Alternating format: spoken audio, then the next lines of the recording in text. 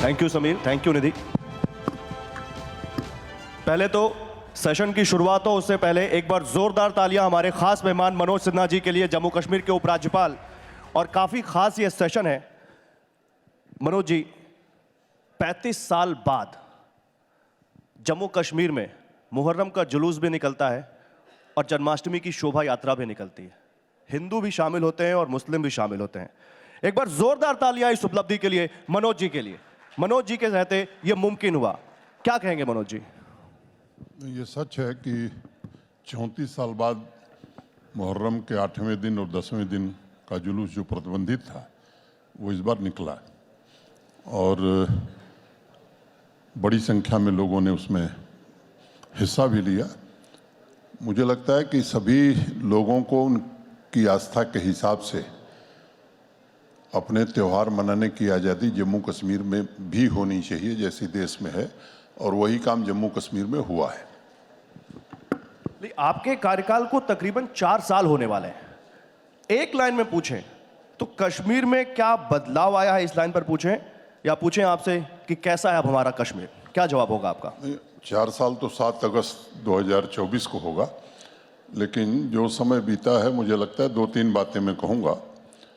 एक तो जम्मू कश्मीर वो जगह थी जहाँ भारत के राष्ट्रपति भी 1 इंच जमीन नहीं ले सकते थे।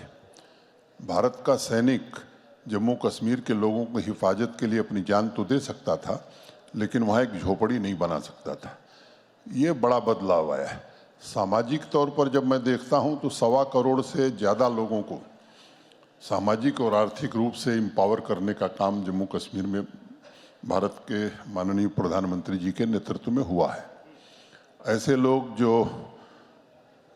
वेस्ट पाकिस्तान से शरणार्थी बन करके आए थे या पाक अधिकृत कश्मीर से आए थे, देश के दूसरे हिस्सों में उन्हें भारत के नागरिक का दर्जा प्राप्त था, सारे अधिकार प्राप्त थे, जम्मू कश्मीर में नहीं था। वो पूरी तरह से अब सामाजिक और आर्थिक रूप से एम्पावर हुए। दूसरी बात, वहाँ की जो नारी शक्ति थी, खासतौर से हमारी बहनें थीं, वो जम्मू कश्मीर की कोई लड़की अगर दूसरे से शादी करती थी तो मुझे लगता है वो सारे अधिकार खो देती थी। तो एक 50% आबादी को एम्पावर किया। कश्मीरी माइग्रेंट, जिसमें विशेष रूप से कश्मीरी पंडित हैं, मुझे लगता है कि लंबे समय से आतंकवाद का दंश झेला था, आज वो भी खुद को ताकतवर महसूस करते हैं। समाज का एक बड़ा वर्ग जिसे हम अति पिछड़ा वर्ग करते हैं, अदर बैकवर्ड क्लासेस कहते हैं, देश के दूसरे हिस्से में भारत के संविधान के अनुरूप उन्हें आरक्षण की व्यवस्था थी, नौकरियों में, पंचायत और यूएलबीज के चुनाव में, शिक्षा में।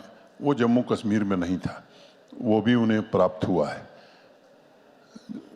मैं कहूँ कि गुजर, बकरवाल, गद्दी, सिप्पी, सीना, ये जो आदिवासी थे, पूरे देश में फॉरेस्ट राइट एक्ट पार्लियामेंट के कानून के बाद लागू हो गया था। जम्मू कश्मीर में अभी जाकर के हमें लागू करना पड़ा।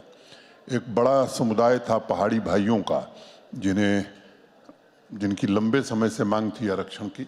अभी देश की संसद ने उन्हें भी आरक्षण दिया है, और इस बात का ध्यान रखते हुए दिया है कि पहले से जो गुजर, बकरवाल, गद्दी, सिप्पी, सीना लोग थे, इनके आरक्षण को बिना छेड़े हुए पहाड़ी समुदाय के 14 लाख लोगों को आरक्षण देने का काम किया। तो ये तो सामाजिक रूप से मैंने बतलाया।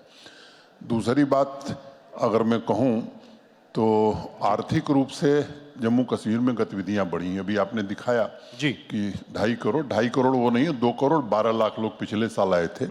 उसके 1 साल पहले 1 करोड़ 88 लाख लोग आए थे एज ए टूरिस्ट, और फॉरेन टूरिस्ट का इन्फ्लक्स 2.5 गुना बढ़ा है G20 के आयोजन के बाद।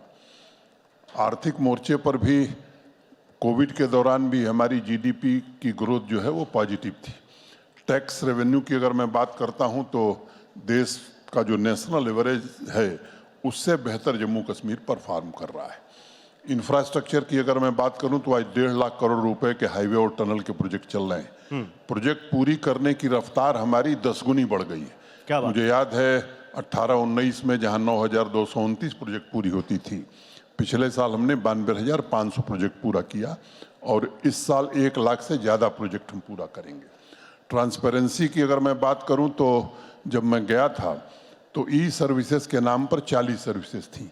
आज हम देश में नंबर 1 हैं, 1100 से ज़्यादा ऑनलाइन सर्विसेज हम लोगों को दे रहे हैं और पब्लिक सर्विस गारंटी एक्ट की अधिकांश सर्विसेज को हमने ऑटो एस्केलेशन मोड में कर दिया। ठीक है। इसका मतलब ये हुआ कि पब्लिक सर्विस गारंटी एक्ट में अगर समय सीमा है 15 दिन की, 15 दिन में अगर आम आदमी को वो सर्विस नहीं मिली तो 16वें दिन एस्केलेट होकर के वो हायर ऑफिसर के पास चला जाएगा, तो उस ऑफिसर पर फाइनेंशियल पेनाल्टी भी लगेगी और एडमिनिस्ट्रेटिव एक्शन भी हो सकता है। 889 लोगों पर फाइनेंशियल पेनाल्टी लग चुकी है।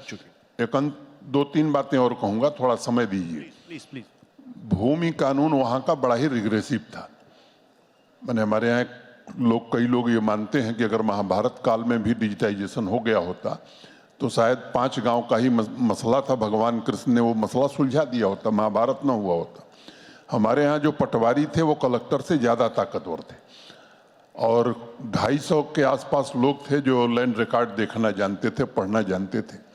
वो पूरी तरह से डिजिटाइज करके हिंदी, अंग्रेजी और उर्दू 3 भाषाओं में लैंड रिकॉर्ड सबको उपलब्ध करा दिया गया है और वो सब कुछ ऑनलाइन उपलब्ध है। तीसरी बात मैं कह सकता हूं कि holistic agriculture development plan, tourism, industry, ये ऐसे सेक्टर हैं जिसमें जम्मू कश्मीर प्रशासन का बड़ा फोकस रहा है। जो होलिस्टिक एग्रीकल्चर डेवलपमेंट प्लान हमने बनाया है, आज हम किसानों की आमदनी के मामले में देश में 5वें नंबर पर हैं। ये पिछले 3 सालों में 11वें स्थान से 5वें पर पहुंचे हैं और आज मैं आपके मंच से देश को कहना चाहता हूं कि HADP के इम्प्लीमेंटेशन के बाद पंजाब, हरियाणा को हम पीछे छोड़ेंगे, हम देश में नंबर 1 होंगे। इस तरह का प्लान हमने बनाया है।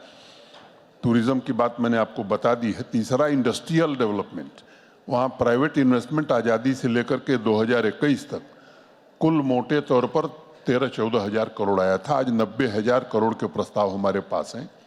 15,000 करोड़ के प्रस्तावों का काम जमीन पर चल रहा है और मैं आश्वस्त करना चाहता हूँ कि जो प्रस्ताव आए हैं उन्हें सही में अमली जामा पहनाने में हमें सफलता मिलेगी। एक बात आप दिखा रहे थे, अब पत्थरबाजी इतिहास की घटना हो गई है।